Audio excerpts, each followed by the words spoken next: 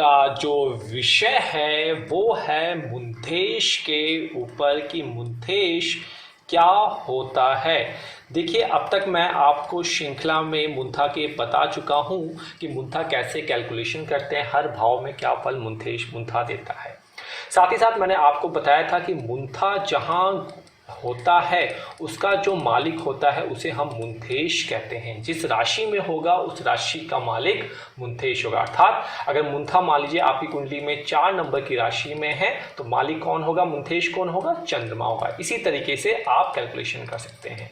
तो आप इस बात को मान के चलिए कि मुंथा कोई ग्रह नहीं है, परंतु वर्ष कुंडली में देखिए यहाँ पे लिख भी दिया है मैंने कि मुंथा कोई ग्रह नहीं है, परंतु वर्ष कुंडली में ये नवग्रहों के समान ही इसका महत्व है। मुंथा की स्थिति के आधार पर कुंडली के अनेक प्रभावों का वर्णन किया जा सकता है।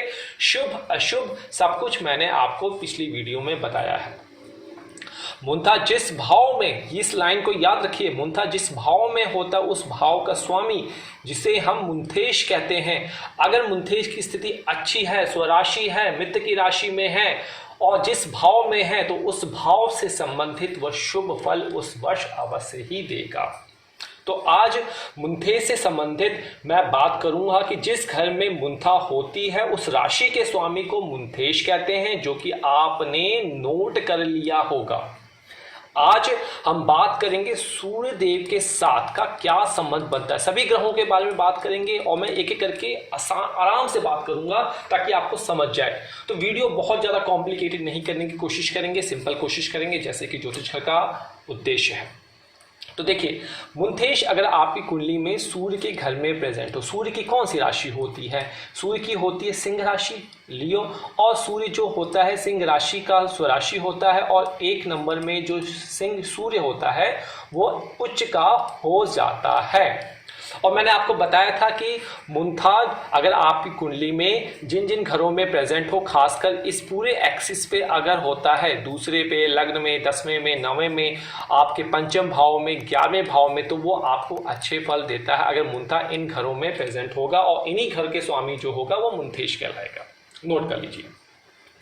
तो मान लीजिए आपकी कुंडली में यहाँ पे लिखा हुआ है 5 नंबर और मुंथेश, क्योंकि ये एक तरीके का इल्यूजनल प्लैनेट है, मुंथेश यहाँ पे पड़ा हुआ है। ये आपको दिखेगा नहीं, आप ऑनलाइन सॉफ्टवेयर देख सकते हैं, हमारी ज्योतिषकर ऐप में भी ये सॉफ्टवेयर में ये प्राप्त कर सकते हैं। बहुत सारे माध्यम हैं, या जो एस्ट्रोलॉजर आपकी कुंडली बनाए हैं उनसे भी आप बात करके पूछ सकते हैं।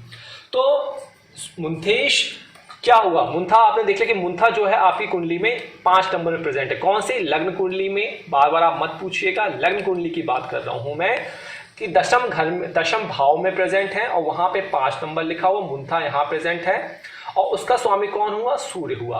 अब आपने देखना है कि सूर्य जो है क्या यहीं पे ही है, क्या 5 नंबर में ही सूर्य प्रेजेंट है। यदि मुंथेश, अगर सूर्य यहाँ पे हो और मुंथेश भी यहाँ पर हो, अथवा सूर्य यहाँ पे हो और यहाँ से दृष्टि दे रहा हो अपने घर पर, क्योंकि साथ में दृष्टि होती है। यदि मुंथेश सूर्य हो अथवा मुंथा सूर्य से युक्त हो या सिंह राशि में मुंथा हो, वह सूर्य दोनों हो अथवा मुंथा सूर्य से दृष्ट हो, देखिए ये सारी कंडीशन बन रही है, तो उस वक्त आपको जो राज्य पक्ष है, मतलब स्टेट गवर्नमेंट से आपको फायदा, लाभ मिलता हुआ आप देखेंगे। साथ ही साथ कैरियर सेक्टर में प्रमोशन देख सकते हैं। कुछ घर में इन्वेस्टमेंट करना चाहते हैं, बनाना चाहते हैं, वह भी सहयोग आपको मिल सकता है।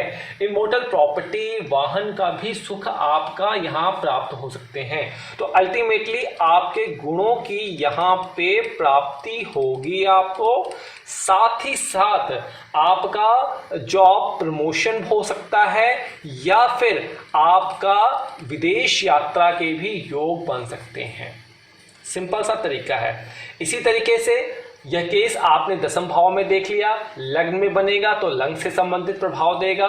पंचम भाव में ऐसी कंडीशन बनती है तो पंचम भाव का प्रभाव देगा। 9वें भाव में ऐसी परमिशन बनती है, ऐसी कंडीशन बनती है सूर्य के साथ, तो वह यहाँ पे 9वें भाव से संबंधित प्रभाव उस वर्ष आपको देगा। तो अंत में चलते हुए सारे चीज़ों को आप देख लीजिए हमसे कंसल्टेंसी का माध्यम, हमारे से लिंकिंग का, और हमसे इंस्टाग्राम, ट्विटर, फेसबुक वगैरह पे जुड़ जाइए, वहाँ से भी आपको लाभ प्राप्त होगा। कोई भी इसमें असमंजस्य मत रखिए।